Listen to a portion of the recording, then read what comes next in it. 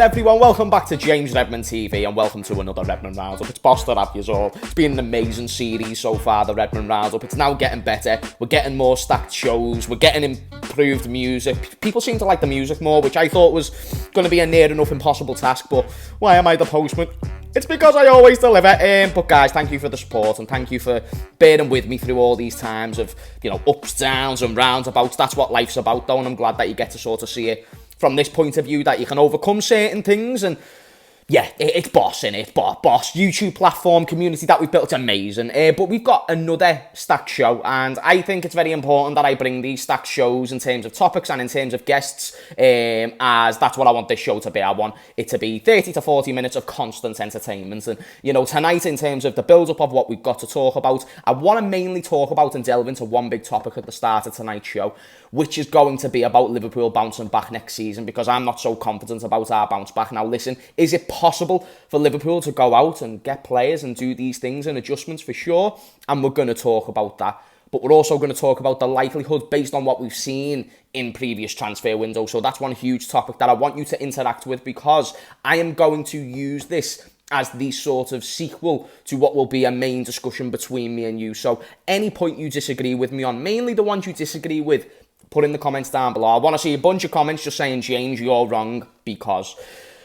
Then on the show, we're going to go ahead and have an absolute legend. Do you know what? In fact, he's going to be in the title. It's going to be Hugh from the Big Six, Manchester City fan, of course. Manchester City have just won the league, and tonight we're going to be talking to Hugh, and I'm really looking forward to making sure that, one, we have a great conversation as we always do. Two, I think it's important to, show the winners on the channel, and he's certainly a winner. Another Irish champion coming on the channel. And guys, do you know this thing about, if you're not from the city, you're not a fan? It is in the roots of his family. He might be from Ireland, but there's so many Liverpool fans who are Irish who I know bleed Liverpool. And in all realms, there's Scouse Liverpool fans who don't really follow the team properly, and then there's fans in other places that do. I think it should be about wisdom and knowledge when it comes to your football team, on how we determine, legit football fans or love or these type of things. Speaking of love, if you watched the last game, do you know Mario, my mate on the Cop TV? Mario, he was on the telly screaming when Bobby Firmino came on, and he got caught on camera, just this big Italian face. He looks like De Zerbi, and if I do remember, I will put that in this video, because De Zerbi is definitely a good lookalike for Mario. Anyway, guys, Hugh's going to be coming on the channel, and then it's only going to be a bit of a shorter show, but if you haven't saw yesterday's Redmond Roundup, that's 40 minutes worth of content. But if you've missed it then, and you don't want to watch it again, then let's just get right into the first topic. First and foremost, can Liverpool bounce back next season? How are we going to bounce back next season? The simple answer is what all teams usually do. They go out and recruit some players. Now, we're in a very interesting position. Now, if you think about City, when gradually they lost David Silva, gradually they lost Company, and they lost the spine of that team. Then they lost Aguero. It took a year, two, maybe even three to replace some of them.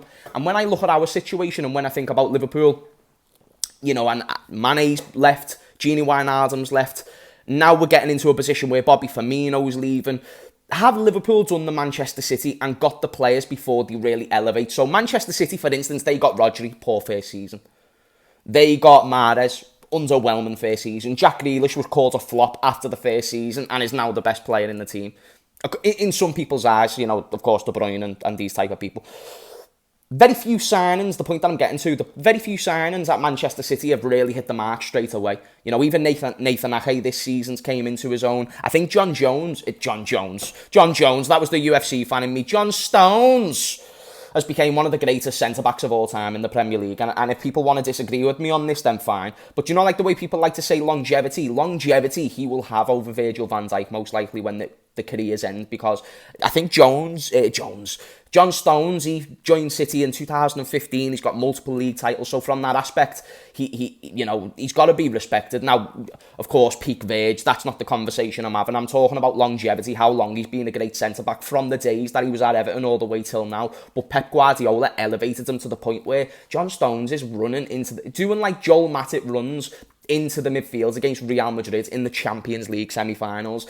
Unfortunately, it's for City, so he's not going to get that same credit in hindsight. And whether that's fair or not, I'm not sure, because he does play for a team which you know, whether City fans like to hear it or not, let's call a spade a spade. Your club is filled with controversy, and it's not just because people want to be controversial about the football club, but there's always things that go on behind. You know, you hear things about Roman Abramovich at Chelsea, which might have not always been 100% sincere, and maybe other teams aren't 100% sincere, but when you get someone doing it to a whole nother level, it is going to probably cause a few side eyes and whatever have you.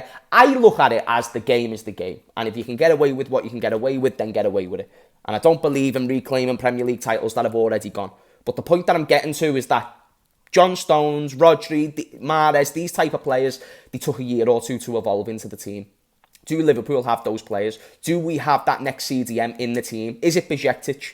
I'm asking you the question. Is Bajcetic the next guy who's going to go into the team and then make this big, massive difference? I'm not too sure he is, because I haven't seen enough. And obviously he's really good as a footballer, but anyone can be good in 2 or 3 games. It's about the consistency, and which is required to win league titles, which I assume Liverpool want to do. I know Liverpool want to do. I know Jurgen isn't here just to have fun. I know he wants to win league titles, but there's got to be more urgency on the depth. And is Luis Diaz the guy to replace Sadio Mane? I think that is probably the closest thing that we've got to an already replacement for what was one of our world-class players. It's still a long shot. You can't expect everybody to come in and be the next Sadio Mane, but I'm just intrigued to know is, have we got the Salah replacement without even knowing? We never got the Gini Wijnaldum replacement. That's one thing for sure, and there's other case studies in the team which shows we haven't got a replacement. Konate's going to have another year strong, and as much as I like Konate, I still believe we need a new centre-back. And I really like Konate, but I believe that position has got to be earned, the starting role next to Verge, and also, not to mention, it'd be good to start getting Verge some competition. Because if you want Konate to be in the first team because he's young and he's got that experience, or you want to build that experience, then you've got to get the guy who replaces Verge. If not now, next season after. Because I don't understand, from what I'm seeing, how Verge gets significantly better, back to being at his best. He just doesn't look physically the same. And a lot of people, not really including my own, predicted this. And it was because I was just kind of in some sort of realm where I thought Verge might have came back and just been superhuman because he's Verge. That didn't end up being the case. He's still really good, and that's why I think we keep him, and I don't think we sell him and these things. But it is important to start finding who that next guy is, and Liverpool don't tend to prepare way beforehand, whereas City have got an infrastructure of preparation. If you lose out, if Kyle Walker gets injured, guess what? We've got Cancelo. If Cancelo gets injured, guess what? We've got a midfielder who can play there as well because of the system. It adheres to the system. That's why John Stones can play right back or CDM, because he's that type of player. And then furthermore, you've got the youth academies playing this exact same style of football, and all the youth academies are winning league titles. Now, this is through investment. And the reason why I'm using City as the case study is because they're the most successful team in the country in recent time. Therefore, you're going to go off their model and see what works in the present day. Now, we know we can't spend on the infrastructure of Liverpool of what City can do with Manchester City. And what people don't understand, so for instance, Lee Gunner came on the channel yesterday, or was it the day before? It was yesterday, and he basically said City haven't spent that much money in recent years. And I said, Lee, what are you on about? Like, of course, they've spent a lot less in terms of bigger value transfers, but they're still investing a lot of money into many, many different things, which is only going to benefit Manchester City. Wages are huge, bonuses, I'm sure, are there. There's other things as well, factors and variables to where there's massive incentives to want to join City. They're doing it right because there's nothing they've been caught for. Until if they get caught, then it shows that that's the model. But what I am saying is we have shown that we don't have to spend that type of money.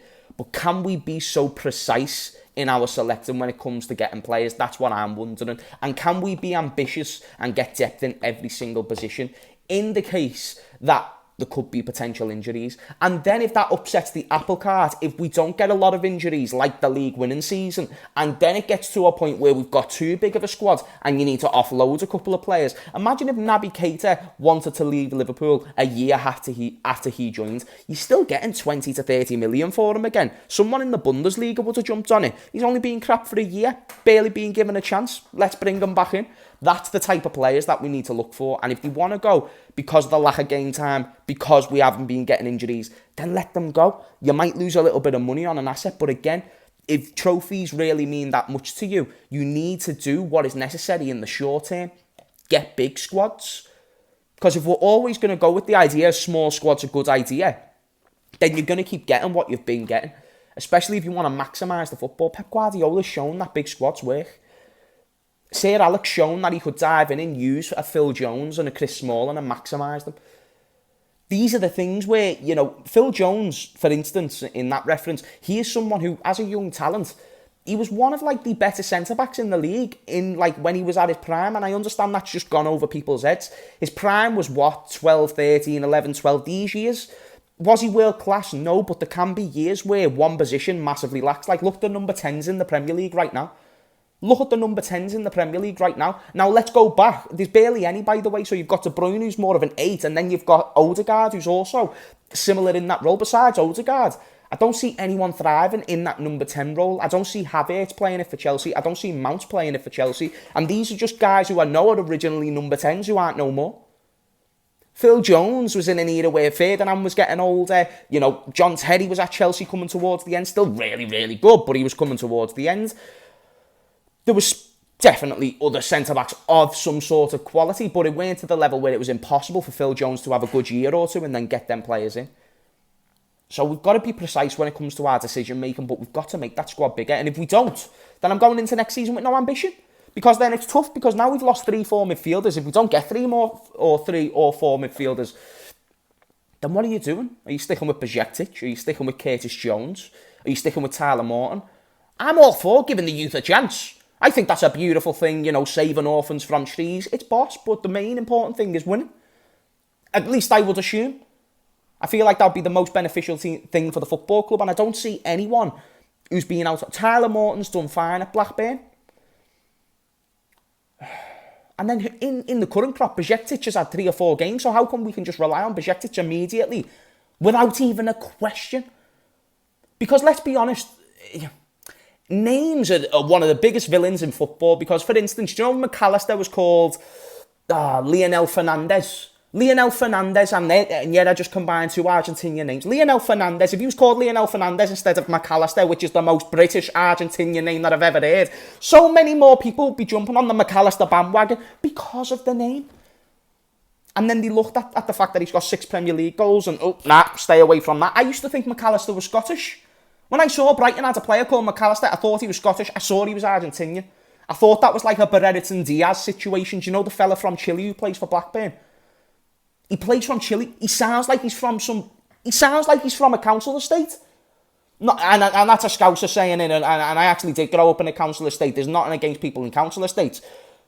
But I'm just saying that he sounds like someone he's a normal fella. He's from Chile. Point is that if Stefan Bajcetic was called Leighton Clarkson, let's say Leighton Clarkson was Stefan Bajcetic, but Stefan Bajcetic is Leighton Clarkson now. His name's no longer Bajcetic. I've made that confusing, but I hope you caught it. The point is, the analogy is that Bajcetic with a different name.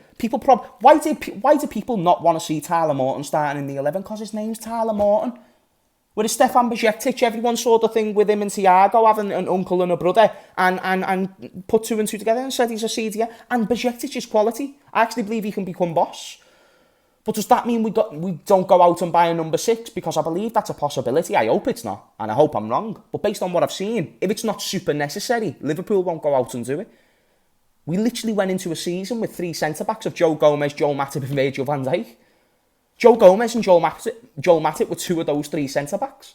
I'm not trying to make everything negative about Liverpool. There's so many things the club's got right. The attacking options, Firmino, Mane and Salah is one of the greatest trios in terms of longevity, which is an argument people like to use for a lot of things, of all time. Because they never just done it for 1, 2, 3 seasons. They've done it for 4, nearly 5, 6 seasons. Like, genuinely an amazing track record. And yes, they dipped off a little bit, but they always found the way in the end. Look at Firmino, had his best season in his last season. Mane had one of his best seasons in his last season. Salah doesn't look like he's going to drop off anytime soon. So those are examples that the club gets a lot right. But guys, do you know if I'm working for a business, of course it's good to know what you're doing right. Just do that more. So why aren't you doing it more in other areas, is the point that I'm making. Because people say to me, James, why are you always calling out the bad stuff? Well, what's the point in calling out the good? How dare you do good stuff? I talk about the good stuff. When we're winning games of football, all I'm doing is talking about how great the performances was. When we're winning football matches, I'm talking about how the owners are showing signs of improvement. And if they kick on, then maybe they can change the page on how people perceive FSG. maybe they can incorrect, or they can look at me and say, you're incorrect on our love for the football club, because look what we're doing. We're doing this for the community, we're doing this for the football club, we're doing this for the long term. But there's things that are missing there, and therefore you've got to call them out. Especially when you have owners who claim that they want to be competing for titles. And 2 of the last 3 seasons, we haven't done that. I'm just saying that you need to look at that as a factor and a variable. So this isn't about FSG out, and this isn't about the owners, but I'm talking about, are we going to go into next season best prepared? Well, we're not having Champions League football. I don't really think it makes a difference. But yes, in terms of the amount of funds that we have, it makes a difference. But I don't think it makes a difference in terms of who we bring in. I think it's probably going to be similar to what it was in the first place. And if I'm wrong, then even bigger shame on FSG for going into a season where we had Oxlade, where we had Naby Keita, where we had Henderson, who was not getting any younger. What we done in the midfield this season was worse than what we done a couple of seasons ago at centre-back. Because at least we did have Nat Phillips in the ranks in case simultaneously Gomez and Matip was out. And God knows we was to expect Virgil van Dijk leaving as well with the Pickford injury. But this season we went in with Henderson, who's 30-something, Milner, Fabinho. The solution was Harvey Elliott, who I think had good games, but I don't think this midfield suited him at all. And furthermore, I also think he needs a bit more time before he starts playing for Liverpool as a first teamer. You know, this guy's 18, 19. Even Phil Foden, this season has had moments where he's been dropped. People look at it as a bad thing. Listen, you know, the greatest players of all time are determined by moments. You know, Ronaldinho, he might have not done it week in, week out, every single week, maybe for periods, but not all the time. But he done it in the big moments. Football and legacy is on those big moments. That's why Didier Drogba has got such a poor scoring record in comparison to so many people, but he's held in such high regard. So the point is, some of these young players can become good, but are they good enough for right now? And if they aren't, then does that mean we don't care about trophies right now? Are we that guy who's just like, I'll do me work tomorrow? Are we that guy who says, I'll start the gym tomorrow? Because as far as I'm concerned, the people who sit there and say, I am going to start a project tomorrow, I am going to go to the gym tomorrow, are losers. I do not want to be a loser. I want to be a jacked bastard who can go into anywhere and pull anything to see. And in this case, I want the thing that I'm pulling, silverware. I'm not a materialistic person in real life. In football, I couldn't be more materialistic. You can call me anyone who's materialistic an example. I'm not going to say one, but if you can think of one. In football, I'm just as materialistic as them. And I'm lacking, baby. And I'm trying to get to the top. And with these owners, I question whether I can get there. Because I want to be walking around with my plastic bling-bling on the real bling-bling that the team won. I want to walk around with a plastic Premier League medal just because my team won it. I want to say that I'm a Premier League champion just because I was in the stadium a few times of the season. I want that on a regular basis. But sometimes you don't get everything you want, do you? Guys, let me know what you think about everything I've talked about. And on to the next question. Will we do the necessary things based on case studies? No. Can we do the necessary things based on what we've done and achieved over recent years? I'd be gobsmacked if we didn't have a couple 100 million to spend. If I don't see us spend at least 200 million, which again, in itself, is probably only going to get you a couple of players, a handful, you know, especially in today's market. Then what is it? And then even more news on McAllister. That looks like that's going to be between 60 and 70 million according to Fabrizio Romano. So if that's the case, with the personal terms being heavily agreed. In fact, I don't know if that was Fabrizio Romano. I don't want to link him with something that might not be him. But the point is that that's 60 to 70 million out of a potential £200 million budget gone. And then you still need 2 more midfielders. Then you still need another centre-back. And unless I'm being a greedy bastard, I do still think we need a forward. I think the forward is the lowest of the priorities. But we do also need to get enforcements in that area. And then I go back to the question. Liverpool have only had successful windows when we've sold. Coutinho was when we had our best window when we sold him. Suarez, we had our best window when we sold him. Besides that, we haven't done nothing. So, guys, let me know what you think in the comments down below. Anyway, let's get into the part of the show with a bit more, positivity, but not if you're a Liverpool fan. We're going to speak to Hugh. Let's see the shamelessness that he's got. And, guys, be sure to subscribe to CityXtra. My man with the green eggs and the hair. It's Big Hugh from the CityXtra is the YouTube channel. CityXtra, that's the one. Big Six is a regular appearance in which you make on those shows as well, so a big deal. It is. Listen, huge deal.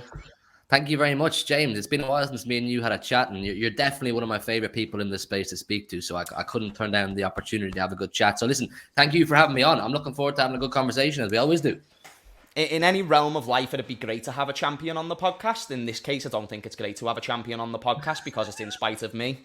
If you're a winner, it means I'm a loser. Let's be honest. Hugh, how are you feeling, man? I want to delve into not only the fact that you've done what we haven't been able to do, which is maintain consistency. And listen, I can hear my fellow Reds at the moment saying to you, oh, well, you've got the spending. You've maximised the spending. I've just seen Chelsea go and spend 600 to 700 million and they're not on for the treble. So how was the day? How was the feeling? Champions again, bud. I'm still taking it in, man. I'm still taking it in. I got back from Manchester at about 1:30 this morning, and I'm still kind of just processing it. I've been to loads of trophy lifts. I've been to the final day loads of times, and people always say to me, "You must be getting bored of it now, Hugh. It must be getting, just the same feeling going stale." I tell you for a fact, I know you've only won one. That's not a dig, but how special that would have been for you. Ah, but you're right, yeah. it never gets old, James. It never gets old. And whether you live abroad and you can't go to games and you get up all the time to watch the matches in different time zones, but for people like me, I've been to 25, 30 games this season at times where we weren't playing well. We're looking inconsistent. People saying City aren't playing well. Can you still win the league? I always backed it. I always believed it because there's no reason to doubt Pep Guardiola. There's no reason to doubt the infrastructure we have in place. There's no reason to doubt this squad. So to get to the point yesterday where I'm in my seat, where I've been dozens of times this season, home and away, and seeing my captain lift the trophy for the third time in a row, which only one other team has ever done, it's just like ecstasy, James. It's just like unprecedented feeling. And to even talk about a treble, the fact that there's more to do is absolutely bonkers to me. But yeah, man, the day yesterday, it was special. I just did a show there on my own channel. I haven't a clue who played well yesterday. I haven't a clue how the game went. I was just having a party. Who's arsed, man? I was just having a party. Oh, mate, that's boss. How was the day? Like, because I saw that you went on the pitch as well, and I love the way that City are just okay with that. Allegedly went on the pitch. I'm on to yet now because there's chat GPT nowadays and they can create anything, can't they? So when it comes to me seeing something, it could have very much been animated. If that was hypothetically true, how do you think you would have felt if you was on the pitch? Hypothetically, now I've done it twice. In a different realm, yeah. Yeah, no, it's all jokes aside, it's unbelievable. It's unbelievable, man. That was so cool to see. It's so special to just be on the grass and look around at the stands and everyone's just in this bubble of... The day that you just won the league, I love the way City do that, I do think it's cool. It brings like a proper element of class with like, a connection, like a real connection between the fans and the players. Because the fans are literally experiencing the, like, being on the pitch where the players have just won the league. Like, I can't, like, honestly, mate, that's unbelievable. I have to I saw people...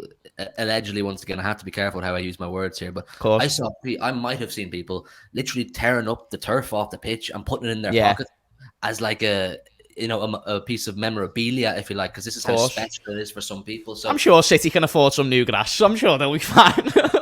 If you win a treble, you get £350 million. I think you can get some new grass with that. Hey, speaking of which, by the way, Ireland are notorious for the champions. You just had Katie Taylor, obviously had a really close fight on the weekend. You've got Conor McGregor, the double champ, who came in after. But you're a triple champ, my friends, or potentially a triple champ. Do you think that you're going to complete the set in terms of the actual FA Cup? Because the FA Cup's Manchester United. Champions League, you've got what I think is like one of the more winnable finals. Like, I think this is probably the most one-sided final, Champions League final, maybe since us and Tottenham. Based on paper, I'm not trying to set you up for failure there, Hugh, but let me know what you think, fella. I'm a realist, but I'm probably part of the last generation of City fans. Like my granddad always bred me and believed me to have this kind of City-itis, typical City feeling of, don't jinx it. I don't like to tempt fate, but I'm also a realist. You work away, but I'm a firm believer. I'm honest in what I've seen. Sorry, James, this is what I mean. I'm honest in what I've seen the last 2-3 months, and I know that on paper, if we play to our level, we should steamroll both of them, United and Inter Milan. But these are cup finals, and in the FA Cup, it's a Manchester derby, first one in history that we've ever played them in the FA Cup final. I don't feel easy about it, but I know that we're streets ahead of them. But trebles, it's a big word, man. I don't like to use it too often, but it's real now. Yeah, I hate to be that guy as well, Hugh, who asks a question that you would have been asked a million times to this point, and I know every City fan would have been asked. I've saw you answer this question too, and I've also saw Big Steve ask it, and you are the most respected, most entertaining City fans that I've ever seen on this platform. And there's some good City fans out there. I've seen some great content creators.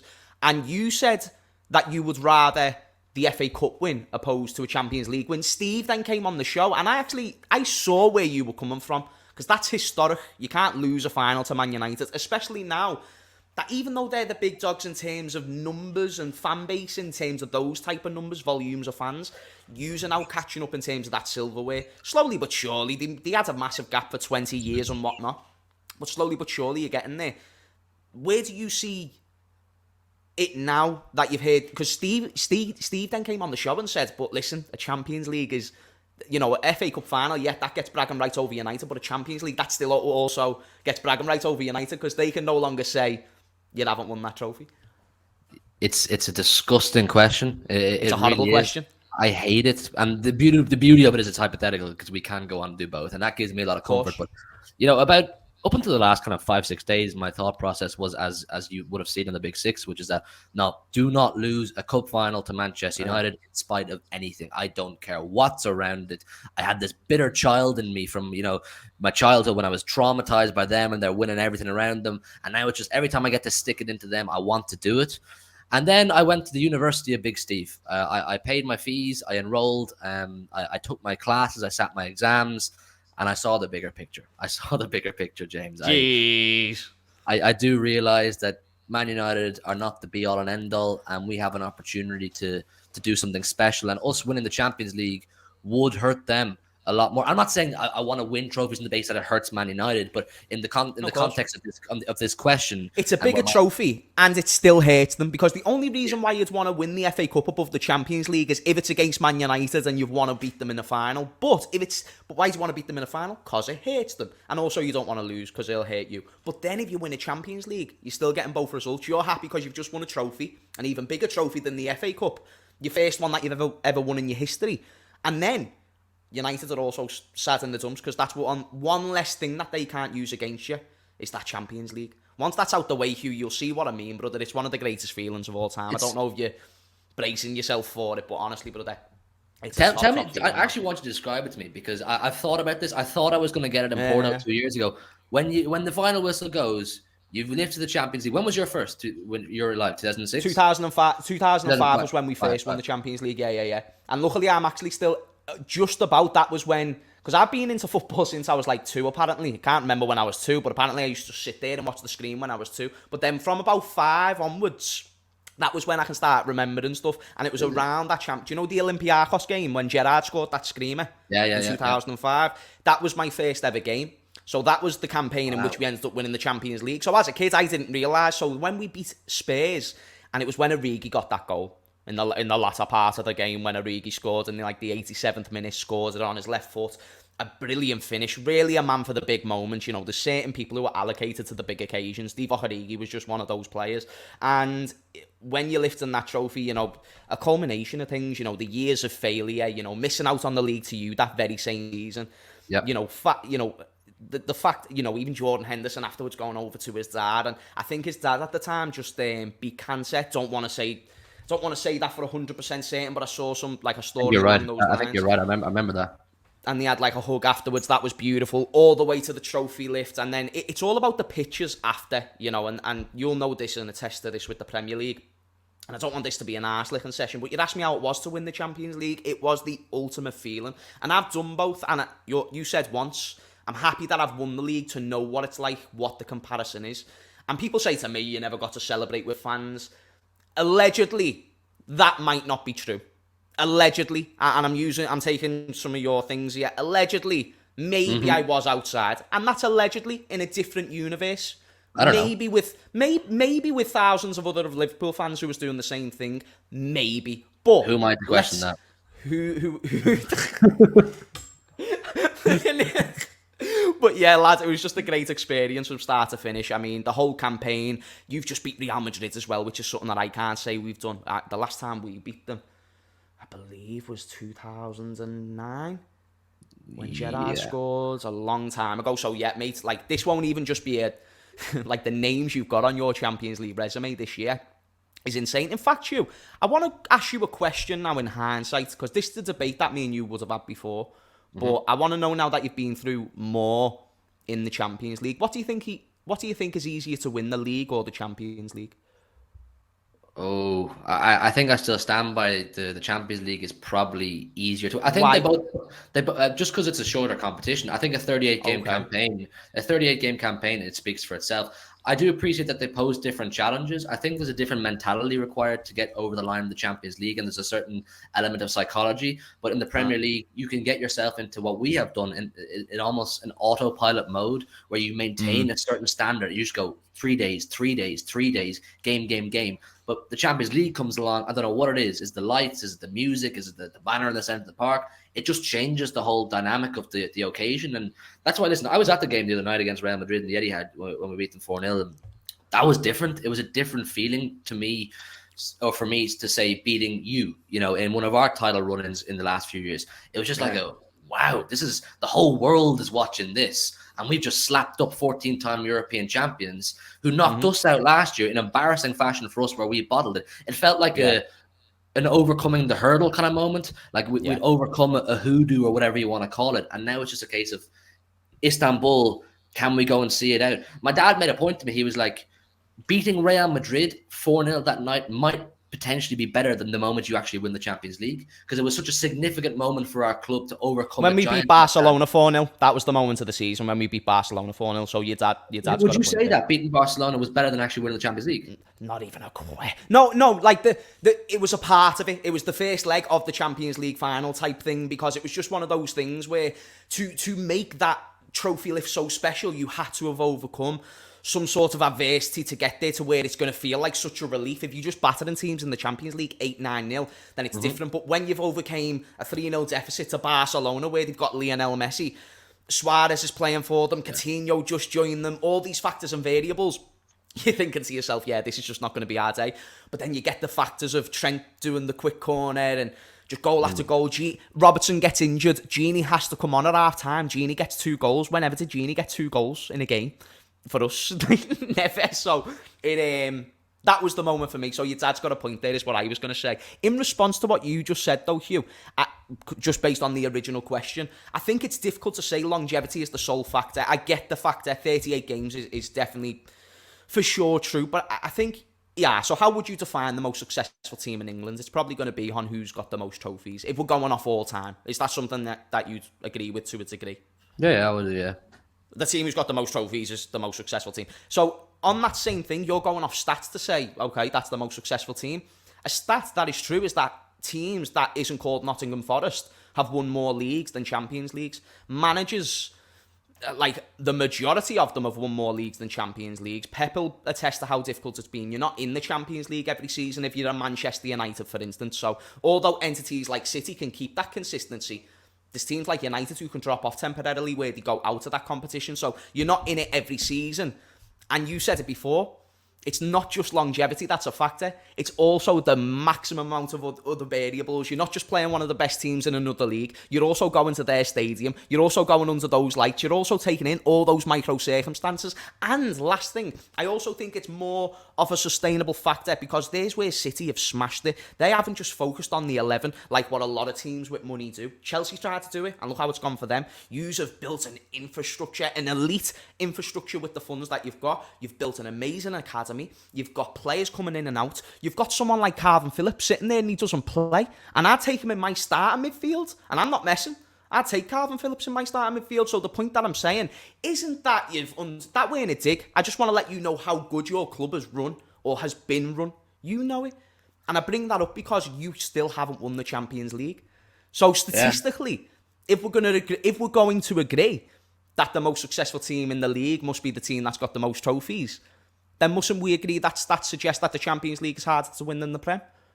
I fully take on board what you're saying, and I don't disagree with anything. I kind of just base it off my own experiences and what I see my team and the reactions that we give when we are successful in one competition and not successful in another competition. But I totally get what you're saying. And maybe if we win the Champions League on June 10th, I might come onto your channel next week and go, I'll tell you what, James, you were fully right. Champions League is harder to win, and we've done it now. Champions of Europe, you'll never sing that and all that. But no, listen, with our club, like I don't shy away from the fact that bringing Pep in, bringing Haaland in, putting in the infrastructure in place that we have done, it was all centered towards winning the Champions League, and this guy's unbelievable. But the infrastructure, you're right, it's been put in place to be as successful as possible. I mean, yesterday when they were calling out the names for medals, they did all the backroom staff first, and I swear to God, James, there must have been 60 people came out. Wow. I'm like, how many jobs is there at this club? How many people do they need to be the backroom staff? But whatever the hell they're doing, man, it's working. Can't go against it. When a philosophy's working, when the volume of Phil Foden's a 5-time Premier League champion. That's a fucking joke. I'm older than Phil Foden. I feel useless. Joke. That's a joke. I'm older than him. He's my age or something. I think, how old is Phil Foden? Actually, he's got 2 kids. 22. He's won mega trophies. He's 22. Come on, I'm 22 in June. Like, come on, how has he won 5 Premier League titles? That is insane. And like, I look at Trent's resume at his age of 24, and I think he's won everything in the game. Phil Foden's about to Trent's resume is not normal either. Like it's not normal. Oh yeah, it's stupid. It's ridiculous. Stupid. Yeah. But Phil Foden's just in like a different stratosphere, and he's been so blessed that he came into our squad when we had David Silva, in his prime. We had Kevin De Bruyne. So that didn't even put 2 and 2 together there. That's actually true. He's been learning off all these greats of the Premier League in our club to get to the point now where he's just a seasoned veteran at the age of 22, and he knows how to win. That's another example of the genius of Pep and the infrastructure of this club, James, because we were told, you probably thought at the time too, Phil Foden needs to go out on loan when he's 18, 19. He needs to go out on loan and learn his trade and get first-time experience. Yeah. Pep said no. Pep said he's going to stay right here. He's going to play beside David Silva in training. He's going to watch Kevin De Bruyne every day. He's going to watch Aguero and these kind of guys. And look at it, man. You can't argue with it. You even mentioned about Erling Haaland there, and this is one of the last points I want to make, because although I weren't as optimistic based on what I've been seeing, and ridiculous of me to not expect City to go on a 13-game run like you said they were going to, you know what I mean?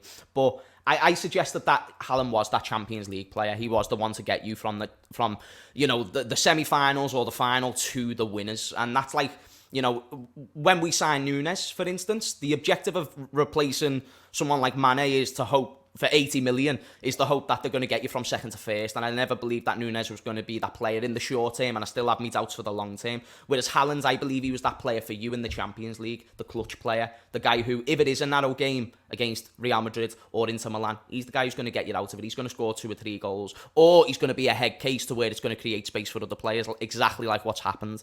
So to see the way that's flourished has been unbelievable. To see the way Erling Haaland's 21, 22. 22. Come on. You're taking the piss. Unbelievable what you're doing at your football club. Can't say anything bad, lads. Fair play. When we're title challengers again, I hope we tip you to it, because this is getting painful now, you know what I mean? Someone needs to beat your ass. That's all it is. Yeah. We got you when you were transitioning slightly. We now need to try and capitalise again. I'm hoping Ilkay goes soon. Ilkay Gundogan's the best midfielder in the league, by the way. Listen, you said it, not me, James. If I say that tonight in the Big Six, they'll come for my head. They will say James Redmond said it, and then I'll beef them when I next go on the show, because Ilkay Gundogan is the best midfielder. Do you know, like, if anyone else was doing that in the league, in terms of an all-round standpoint, big moments, big league games, you'd be bragging about them for time. Gundogan hasn't just been doing this at City either, and he's done it at City throughout his duration. He was unbelievable at Dortmund. I thought we were going to sign him, to be fair, because the Klopp connection. Yeah. When they were at Dortmund, and Gundogan was unbelievable under Klopp. When you signed him, I was thinking, shit. And ever since, he's been kind of like the unsung hero, because yes, you've got De Bruyne, and De Bruyne's world class. But if I can compare Gundogan to anyone, really, it's got to be like a mixture of Cesc Fabregas and just like a goal-scoring midfielder. It just seems to be just that type of player. He's a special guy, Gundo. He was Pep's first signing when he arrived at the club, and it took him a little bit of time, Gundo. We weren't quite sure in his first season what the crack with him was, and where his role is going to be. But the 3 in a row we've just completed now, yeah. All 3 of those campaigns, Gundogan has been, first of all, an unsung hero, but he's been absolutely clutch. I mean, the first one of the 3, Kevin De Bruyne got a bad injury for about 2-3 months, middle of the season. Gundogan went and got 16 goals on his own, and top scorer for the club that year. We win the Premier League. Last season, all the goals, and you'll know too well, the final day where he scored the winner and the one we just came on. And then this season, he's played at the age of 33, whatever he is. He's played the most minutes he's ever played in his career in one season. And he's scoring and scoring and scoring and running the game, running the midfield. He's such an unbelievable player, man. And I think we're about to sign him to a new contract. And it's the right decision because they weren't sure about how long they wanted to give him. But, man, you need to keep him. He's our leader right now. Any fearful of anybody at all next season in the league? Fearful of anyone? I like to think that if we maintain our standards and Pep keeps the players hungry, which is something he's done an excellent job at since he's come in, is you know yourself when it's like the boxer who starts off really poor, he has no money, he's sleeping on the floor, he gets loads of money, he's sleeping in teal sheets and lovely pajamas, and he's got a lovely missus. The hunger levels drop. Pep's been excellent at avoiding that situation. So as long as we can continue that and maintain our standards, maybe refresh a little bit. I like to think we can go on and win it again. I know we've just won it, and it's mad to say, but I am fearful of the usuals. I think Liverpool will come back. I think they'll have another good go. I think Klopp is the right man to take you to the next step again and refresh, whatever. Arsenal, of course, if they put a bit of cash in, Newcastle, we've all got to be a bit afraid of Newcastle over the next few years. Yeah. And then there's Chelsea. They're going to throw more money at it, and surely it can't keep missing. So I'm conscious of a lot of clubs, but right now, mate, I'm just enjoying my time. I'm enjoying it. I'll worry about that in August. My man, Hugh, thank you for coming on the channel, brother. This was like last minute as anything. You jumped on, and you not only jumped on, but you smashed it, my friends. Always A-star content, guys. If you don't go subscribe to CityXtra, what are you doing? If you don't go subscribe to Big Six and see Hugh on the Big Six, then I don't even know what you're doing, because that's the #1 show on YouTube. And yeah, lad, thank you for being on. Listen, mate, like I said, you're one of my favorite people to talk to in the space. I'll always come on whenever you need me. So it's an absolute pleasure. Chat, make sure you smash the likes and keep subscribing to James. Show him the love for all this great content he's making. And I do look forward to doing this again very soon, James. Hopefully in a title race, maybe. Hopefully. I was actually going to say I'll see you next season when we beat you to the league. See you later,